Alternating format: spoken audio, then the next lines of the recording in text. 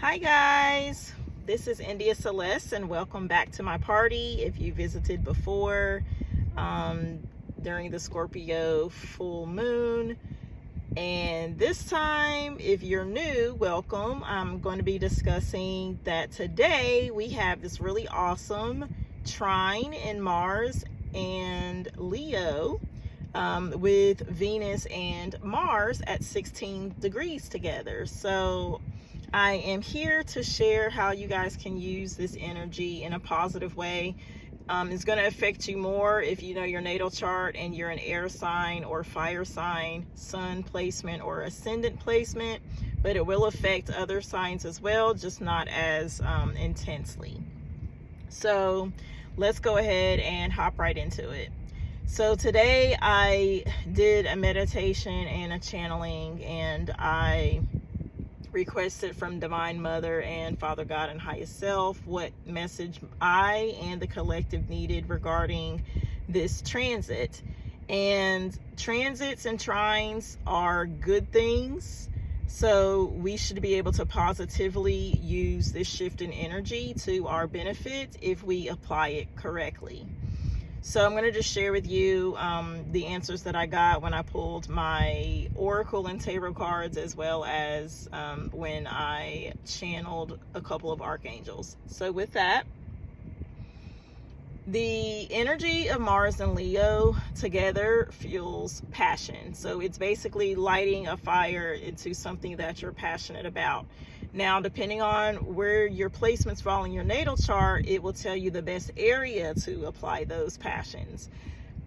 No surprise for me, it falls in my first and my ninth house as a Leo rising.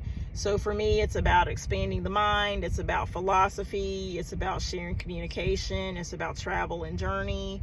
But it's also about putting myself out there more, being more confident in who I am. How do I present myself? So it's about bridging those two things together. So while I have so many planets in Aries right now, as well as Leo, I felt this would be a good time to start sharing some of my practice that I've been doing since 2012.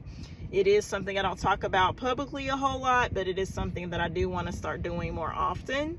So I appreciate you guys for being open as I go through some of this, and I would love to get your feedback. If you do like this video, and leave some comments so that you can let me know how this transit went for you, as well as what changes you're planning to make due to the transit. So with that, this is a great time, you guys, to think of something that you can generate from a talent you have, or some resources that you have, or some ideas you have that benefits a group of people who are frequently around you. So this is going to be like a kinship group. It can be some friends, it could be some family members, it can be workplace environment. Maybe you're part of a club or some sort of social network, but there's something that is pulling you in a passionate way that you might be on the fence about whether or not you should go all in, or whether or not you should act on a certain idea that you have, or whether you should speak up about something. The trine between Venus and Mars right now is a unity, it's union, it's harmony. So the answer is yes. This is going to be ongoing for 2 or 3 days over this weekend, perfect for leading into Memorial Day. So with that, this is a great time to confidently be bold about thinking about what you want to do and the actions that you want to take. Now, depending on your age, this could be, should you apply to a school, or should you look into financial aid? This could also be, should you look into a side job, or switching a job, or nurturing a talent that you normally set to the side. It could also be elevating or changing a relationship. Since I don't know your chart, I can't say like where for you it's going to fall. However, it is, everyone has an Aries part of their sky, and everyone has a Leo part of their sky, part of your chart. So those are going to be the two key areas you want to focus this energy. One thing that came to me during my meditation was, it is okay to let go of one thing in order to pursue or focus on something else. That came to me with the Two of Wands card that I pulled. Also, it came to me with the Judgment reversed card that I pulled, because a lot of times something can be over said and done, in a pause state, a state of stagnation, and you're like, no, I want this one thing to work so that I can get to this next thing. Sometimes you don't need that one thing to work so that you can get to the next thing. It's okay to table that, and then when the time is right, you can resurrect that later. But for now, it's time to focus on something that is new, something that is going to lead to some leadership, something that's going to invoke some sort of positive change for the collective people around you. That's what you want to focus on. And it's okay if you're still working on something else, or if something else is still pending. Another thing that I downloaded was the Queen of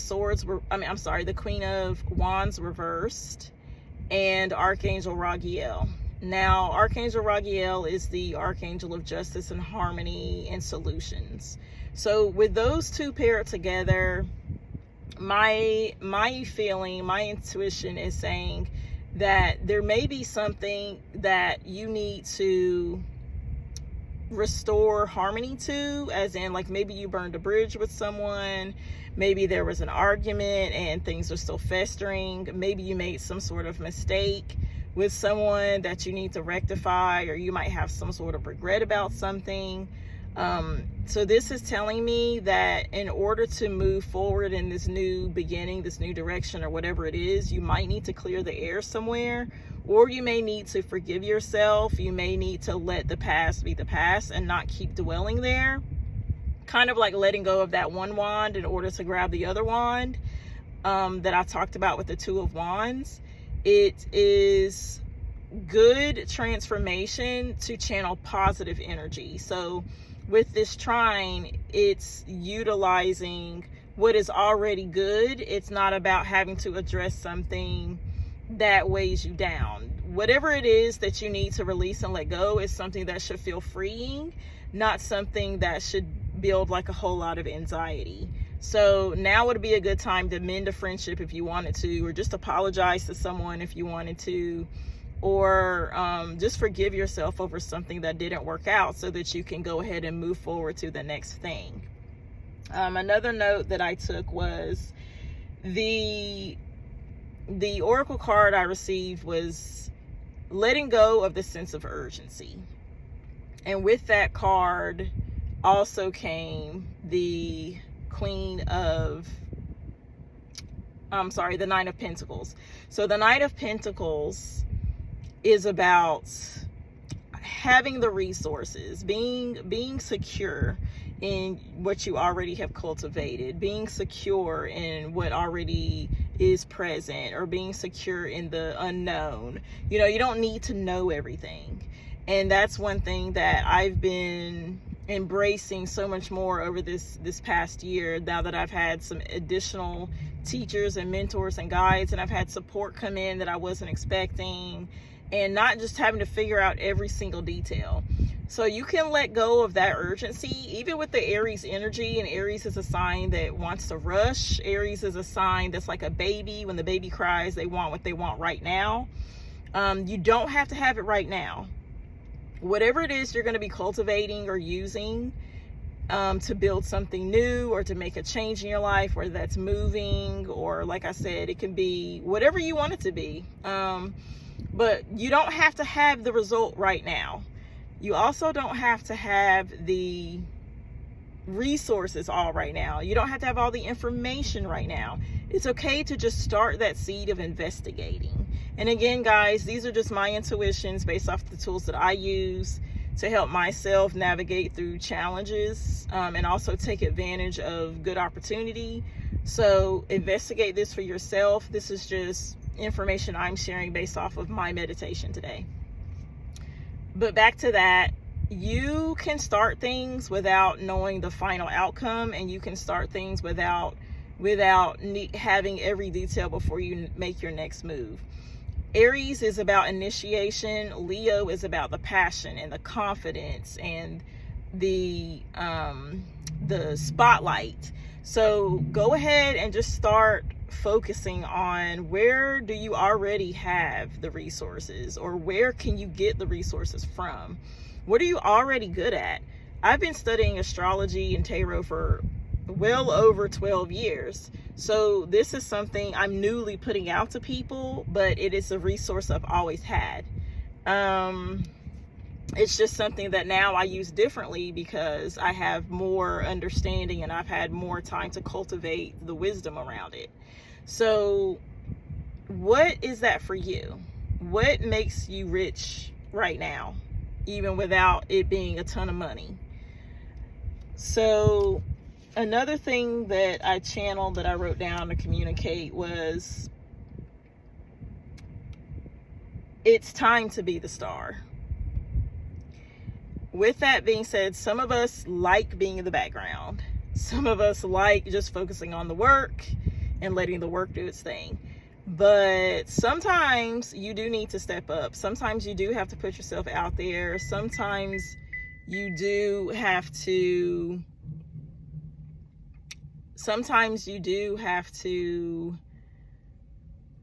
be the person that other people can come to help solve problems. Hey guys, sorry, I had a call come through / distraction, so I wanted to pause the video and get back to it. But what I was saying is that sometimes you do need to be that person that other people can come to, or you need to be that authority figure. Sometimes you need to launch that first idea that your group might need. Like I said, it could be work, it could be school, it can be a relationship, it could be family, but it does involve more than just you. It's not something that affects just you. So it is, the card that I got was the star. The star represents Aquarius in the zodiac, and I am an Aquarius sun, and the Aquarius sign is the sign of higher enlightenment. It's the number 11. So it is the sign that pours wisdom back onto the others that inhabit the earth. It's the sign that will rebel and break things down in order to build up something new that's more beneficial. So where can you kind of apply that in your life, starting with this weekend, with this trine in, through Venus and Mars? Where can you start to initiate that in your own life? And again, you don't need to see the results right away. You don't need to have all the answers, but you're already a star somewhere, even if you're normally in the background. Where can you put that spotlight on yourself and be more confident? So this is my version. So thank you guys for supporting me in this. If this is something that you like, if it's something you want to explore deeper for yourself, or just something you might be curious about, make sure that you hit the like button so the algorithms know to keep feeding you the updated videos. Also, if you're finding me on YouTube, don't forget to hit subscribe so that, again, the algorithm will remind me to keep making content that you guys want. So again, pour knowledge or substance or some sort of resource to people around you, and put yourself out there and be confident about what it is that you have to say. I'm not going to beat a dead horse. That's pretty much all I wanted to cover with this particular video. I just want to encourage you guys to investigate everything. Again, you don't have to take what I'm saying as truth, but it is something that you can explore for yourself when you feel compelled to. And with that, if you do have any questions, leave them in the comments.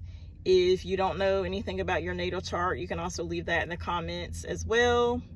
And I look forward to hearing how you guys decided to use your Aries Leo energy this weekend, and what it is that you're inspired to do that's going to put you in the spotlight with the people in your group. So thank you for coming to my kind of party and accepting the invitation. I look forward to the next one. If you are into fashion and into mystic channeling and astrology, definitely make sure that you follow your girl.